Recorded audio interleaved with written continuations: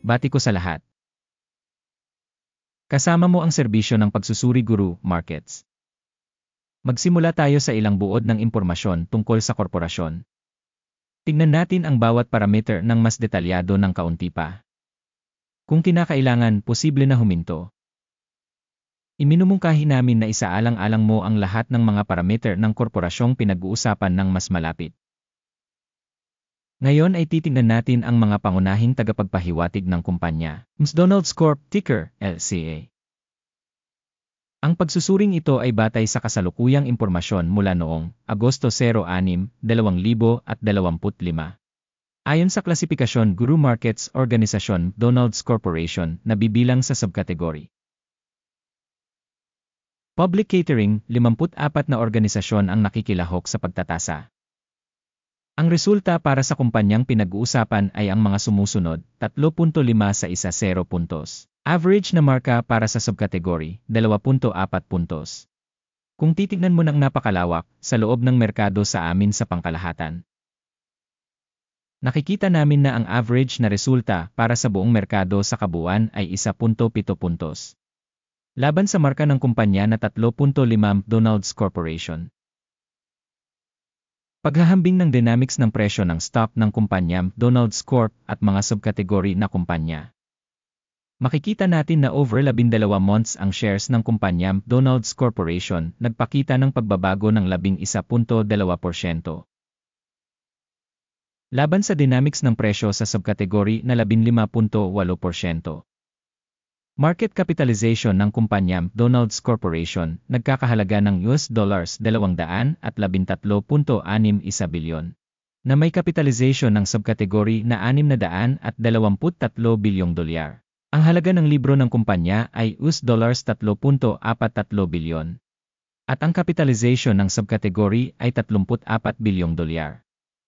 Paghahambing ng mga bahagi ng stock exchange at capitalization ng balance, nakikita natin ang mga sumusunod. Inookupahan bahagi McDonald's Corp. Sa subkategory kapag tinatasa ang market value ay 34.27%. Ang capitalization ng halaga ng libro ay negatibo 0.17%. Pagsusuri ng bahagi ng kumpanya sa market at capitalization ng balance sheet ng subkategory, masama, -1 puntos. Ang organisasyong nasa ilalim ng pagsusuri ay walang mga obligasyong pinansyal. Ang resulta para sa antas ng mga obligasyon sa pananalapi ng kumpanya, napakahusay, 2 puntos.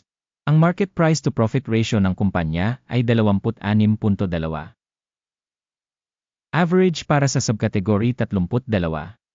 Market value to profit ratio kumpara sa mga subkategory na organisasyon, good, 1 point.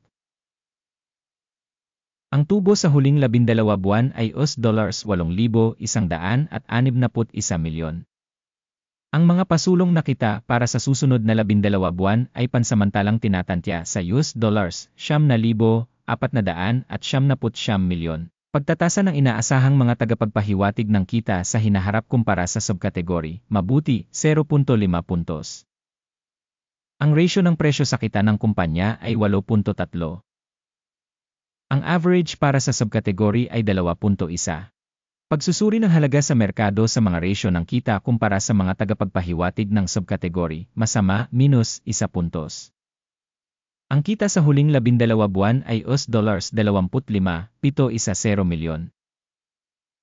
Ang pasulong na kita para sa susunod na 12 buwan ay pansamantalang tinatantya sa $20,320 milyon. Pagtatasa ng inaasahang mga numero ng benta sa hinaharap kung ihahambing sa mga numero sa subkategory, mabuti, 0.5 puntos. Ang marginality ay 31.7%, na ang average para sa subkategory ay 6.5%. Pagtatasa ng margin ng benta kumpara sa mga tagapagpahiwatig ng subkategory, mabuti, 0.5 puntos. Ang bahagi ng kumpanya ayon sa bilang ng mga empleyado sa subkategory ay 7.41%. Na 362% mas mababa kaysa sa market capitalization share. Ang halaga ng kapital bawat empleyado ng kumpanya ay katumbas ng $1,424,000, habang sa subkategory ay mayroong $308,000. Pagtatasa ng dami ng market capital bawat empleyado kumpara sa mga indicator ng mga kumpanya sa subcategory, passable, 0 points. Ang halaga ng tubo sa bawat empleyado ay $54,400 na may average sa subcategory na $6,600. Pagsusuri ng kita ng kumpanya sa bawat empleyado kumpara sa mga tagapagpahiwatig sa subcategory, mabuti, 0.5 puntos. Ang kita ng kumpanya sa bawat empleyado ay $171,000. Subcategory, $148,000. Pagsusuri ng kita sa bawat empleyado ng kumpanya kumpara sa mga tagapagpahiwatig ng mga kumpanya sa subcategory, mabuti, 0.5 puntos. Ang dami ng maikling transaksyon ay 1.2% na may average para sa subcategory na 3.8%. Tagapagpahiwatig Res 14 na nagpapakita ng antas na 49% para sa kumpanya McDonald's Corporation. Habang para sa subkategory ang antas ng RC, 14 na, ay 45%. Ang aktual na presyo ng pagbabahagi ng kumpanya ay humigit kumulang $200 at $290. Ang pagtatantya ng presyo ng pinagkasunduan para sa mga bahagi ng kumpanya ay humigit kumulang $328. Tignan natin ang talahanayan ng mga order na magagamit link sa nakapin na komento. Ang talahanayan ng pagkakasunod-sunod ay naglalaman ng lahat ng mga desisyong ginawa ngayong season ng Sistema ng Impormasyon at Sanggunian, Guru Markets. Ang pag-access sa talahanayan ng order ay ganap na libre at bukas, link sa nakapin na komento. Bilang resulta ng pagsusuri ng mga securities ng kumpanya McDonald's Corporation, Sistema ng Impormasyon at Sanggunian Guru Markets, ang sumusunod na desisyon ay ginawa.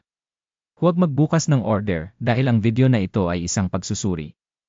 Salamat madla sa panonood ng video na ito at sa paggamit ng sistema ng tulong mula sa Guru Markets.